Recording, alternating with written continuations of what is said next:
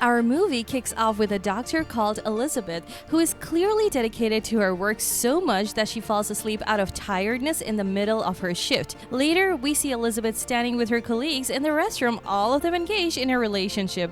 One of them tells her that the best thing she ever did was staying single and focusing on her career, but Elizabeth's reaction shows she's upset by the command. Later, she receives a call from her sister confirming with her to attend the party she organized.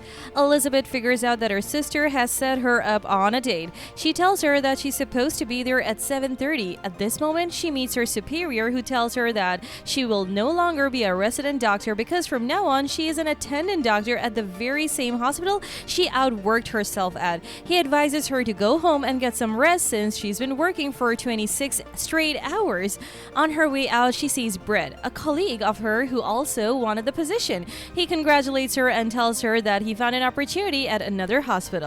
As Elizabeth drives home in the rainy weather, she informs her sister about her promotion. Suddenly, due to the bad weather, Elizabeth gets into an accident. Meanwhile, we get introduced to David, who is searching for a furnished apartment to live in. He keeps searching until he finds an ad for a place nearby available for monthly rent. Upon inspecting the place, David is impressed by the view and decides to rent the apartment.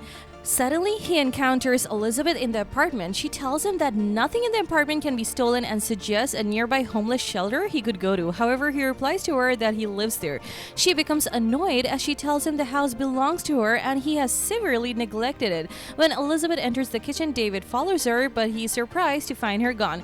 He locks the apartment door and takes a shower, only to find her reflection in the mirror asking him to leave the apartment. When he looks behind him, she is nowhere to be found. At night, David meets his friend Jack, who works as a psychiatrist, and tells him about his experiences, expressing his feelings that he might be hallucinating. However, Jack suggests it could be due to alcohol intoxication and advises him to live his life, go out, and meet new people. Later, David returns home, drinks, and searches for Elizabeth, but she doesn't appear to him. When he goes to bed, he finds her suddenly appearing, informing him that she will call the police, but he tries to convince himself that it's just a dream and she is not real. However, she assures him that he is delusional for thinking he rented the apartment, pointing out a red stain on the pillow that has been there for a long time. When she couldn't find her picture next to the bed, she accused him of throwing it away. She then tries to call the police, but they're shocked when her hand goes through the phone. Nervously, she tells him she'll use the phone in the kitchen, then suddenly disappears. The next day, David contacts the real estate agent to inquire about the previous tenant, but she tells him that her family refuses to provide any information about her due to an accident she had. That is why they left the apartment rentable on a monthly basis in case she returns. David then goes to the library to find books related to his condition. The librarian provides him with some books containing rituals to perform. At night, David returns home and performs the rituals from the book, hoping she'll reappear, but she doesn't. He holds her mug and informs her that he will put it on the table while it's still hot. That way, it will leave a mark. Elizabeth appears angry and asks him not to do that. David then asks her to talk to him, but she doesn't recognize her name and reads it from her mug. He questions her about where she goes when she disappears from the apartment, but she doesn't respond. When he suggests she's dead, she gets angry and he tries to touch her, but they're shocked when his hands pass through her. They're even more shocked when they find her standing in the middle of the table. David confirms that she's dead. She tries to hit him with a vase, but her hands pass through his face, so she follows him to hit him. But she passes through the window and falls. David thinks he is rid of her, but she reappears, annoying him further. The next day, David brings in a priest to read things to kick her soul out of the house, and he even brings in people to perform religious rituals. But she doesn't leave. Later, he seeks help from the librarian, who informs him that the spirit is evil, advising him to leave the apartment because she will stay there since she's not really dead. Then the librarian tells him he needs to forget about the girl who still resides in his heart, and Elizabeth starts mocking him. Furious, David gets mad at both of them, leaves, and goes up to the roof to get some air. The librarian talks to the air as if someone is present and emphasizes that David's deceased lover needs to be respected more than this. Elizabeth apologizes to David and tries to talk to him, but he gets upset and tells her that his deceased wife's name was Laura. He then goes down and goes to a bar with his friend Jack. Elizabeth follows him there, and Jack sees David talking to himself, thinking the hallucinations are still affecting him. Elizabeth tries to stop David from drinking, so she enters his body and controls him, making him behave erratically like a madman. David leaves the bar angry and sits on the street, with Elizabeth sitting beside him, very sad and surprised that he's the only one who can see her, thinking she's actually dead. She asks him to help her remember who she is, so David agrees. They go ask the neighbors about the previous tenant in the apartment. None of the neighbors knew much about Elizabeth except for one who told David that she wasn't social and didn't like people, which is why no one knew much about her. Then David and Elizabeth take a walk and find a restaurant where Elizabeth feels she knows it. And when they enter, she realizes she loves the place. Before leaving with David, she notices a man lying on the ground and asks David to help him. She tells him what exactly to do. David manages to help the man, and Elizabeth remembers she was a doctor and asks about the nearest hospital available. The next day, they leave the restaurant and head to the hospital. There, Elizabeth remembers everything in the hospital, and when David asks the receptionist about Elizabeth, she sends him to the nurse's station where he meets Dr. Friend.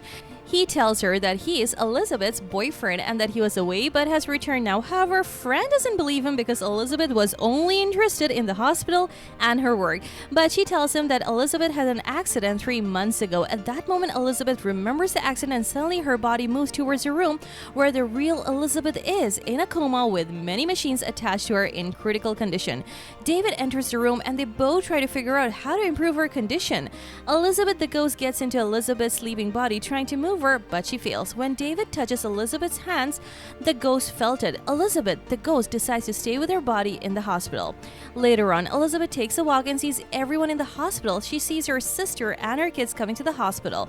There, Dr. Brett tells her sister that he will remove Elizabeth from the machines and hands her the consent form to sign, but she says she will think about it. After that, Elizabeth goes to David's house, and when she sees his neighbor there, she goes up to the roof and David follows her. He tells her about Laura, his wife, and how she had an accident, hit her head hard, and had a brain hemorrhage, dying instantly. He reassures Elizabeth that her sister won't take the machines from her. He tells her he will take her to a nice place. He takes her to a garden he designed at his uncle's house, explaining that he was an engineer and had his own company. She tells him that she dreamed of a place like that and asks him to help her design her rooftop. At that moment, David receives a call from the real estate agent that the apartment will be rented annually because the woman who was there is in a coma and will be removed from the resuscitation machines, which means she will die. David panics and asks Elizabeth to go quickly to her sister's house to talk to her. On the way, Elizabeth reveals secrets about her sister to make him believe her. When David arrives at her sister's house and tries to convince her not to sign the consent form, she tells him that she already signed it and sent it to the hospital and they will remove the machines tomorrow afternoon. During all that drama, we notice that Elizabeth's niece, her sister's daughter, is able to see her just like David is. Meanwhile, David tells her sister that Elizabeth is standing with them and lets her know that he can see the ghost of his sister. The sister gets angry at him and raises a knife because she thinks he's crazy. When he starts telling her the secrets he knows about her, she is shocked, but she gets confused and kicks him out anyway. Later, David goes with Elizabeth to the library where the librarian tells David that Elizabeth loves him. David asks how can they get Elizabeth back to her body. The librarian told him that he's supposed to know first why she appeared to him specifically. He returns home with Elizabeth and brainstorms together. There, Elizabeth notices that he took her picture from the hospital because he thought he wouldn't see her again. The next day, David thinks about stealing Elizabeth's body from the hospital and takes his friend Jack with him, making him believe they're transferring medical equipment. When they enter the hospital, they take the necessary equipment, and there David confesses to Jack that he came to steal the body of the girl who appears to him and tells him she is with them now. Jack tells him that if it's true, she should say what tricks he's doing behind his back now. David answers correctly, surprising Jack, who wonders why he wants to smuggle her body or why he is fighting so bad for her to live. David tells him that he loves her, so Jack agrees to help him. When they try to move Elizabeth's body, Jack tells David that this is the girl he and her sister planned a date for with him, but she had an accident on her way.